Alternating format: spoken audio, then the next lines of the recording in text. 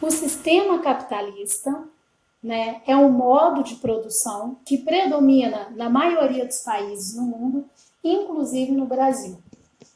E é impossível estudar a globalização sem falar do capitalismo. O capitalismo, ele gera a globalização.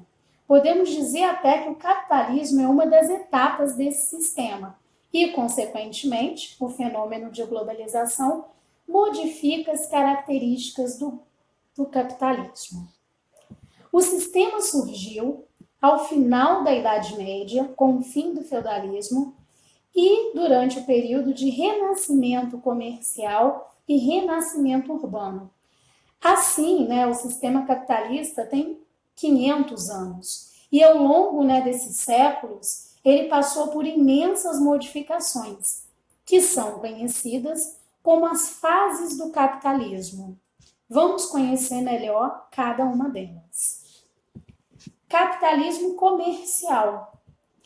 Ele surgiu, né, ele vigorou do século XV ao século XVIII. É o período histórico, né, das grandes navegações e da emergência do sistema colonial, das relações, né, colônia-metrópole. A atividade, né, comercial foi, né, a atividade principal nesse período, e nós podemos caracterizar esse período como mercantilismo, né, onde a Europa vigorava monarquias absolutistas, né? E não existia muita diferença entre o que era do rei e o que era do Estado, né? Tudo se confundia. E é uma das características desse processo.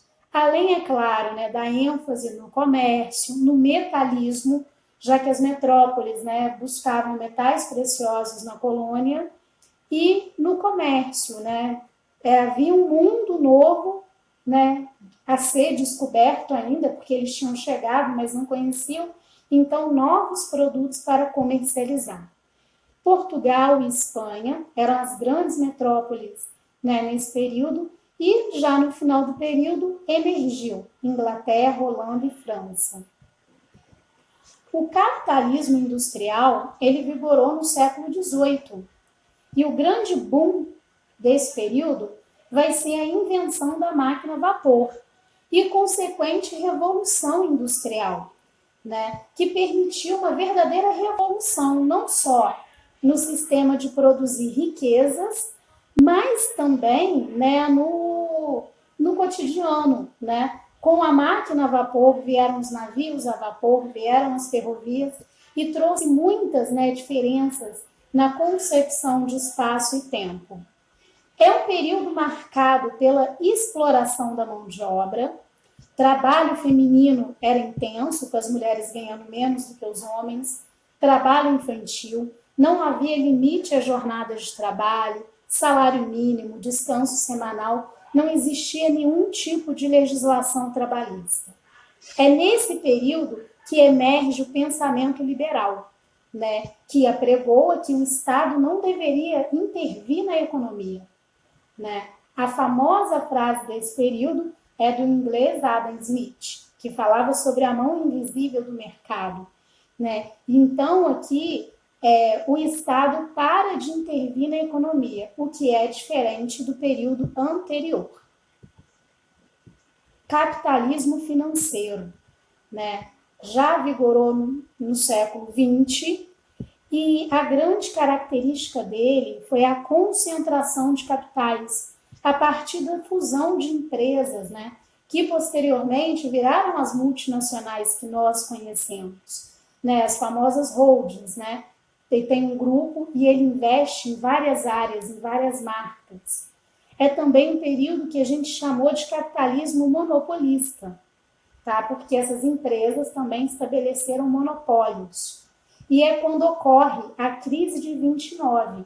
E com a crise de 29, uma crise de superprodução, né, vem uma mudança de paradigma, né? Para salvar os países da crise, o Estado teve que passar a intervir na economia. E, para finalizar, a última etapa, capitalismo informacional. É o que vivemos na atualidade, graças ao meio técnico, científico e informacional, ou terceira revolução industrial. Essa etapa se caracteriza, né, pela busca de novas fontes de energia, em detrimento do petróleo, em detrimento do carvão, né, que foram fundamentais na primeira e na segunda revolução industrial, se caracteriza pela globalização, pela intensificação dos fluxos, sejam materiais ou imateriais, e muito pela presença, né, das empresas multinacionais, que são aquelas empresas que atuam em muitos países, né? Vemos aí alguma lista de algumas das mais importantes multinacionais, né? Apesar de atuar em muitos países, né, essas empresas elas têm a estratégia que é a seguinte: a sede localizada no país desenvolvido, como podemos ver na tabela, Apple, Estados Unidos, BMW, Alemanha, Danone, França, né? Então, é de onde vêm as ordens, o desenvolvimento de tecnologia e as unidades fabris em países subdesenvolvidos, onde o custo de produção e a mão de obra vai ser mais barato, tá? Por exemplo, a Nike é uma empresa dos Estados Unidos, só que ela não tem nenhuma fábrica nos Estados Unidos. Observamos agora aí, né, as multinacionais brasileiras. O nosso país também tem empresas multinacionais, empresas que atuam em outros países, né?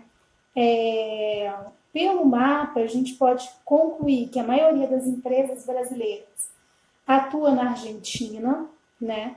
Nos Estados Unidos também uma atuação muito forte, no México, né, que está em destaque também, entre outros países. Então, as multinacionais, com sede no Brasil, também têm sua atuação em outros países. Só que no momento atual, né, de globalização, o que se percebe é que a sede das principais multinacionais estão concentradas nos países do norte, Canadá, Estados Unidos, União Europeia, Japão, Coreia do Sul, né? São os locais que concentram a sede da maioria das multinacionais.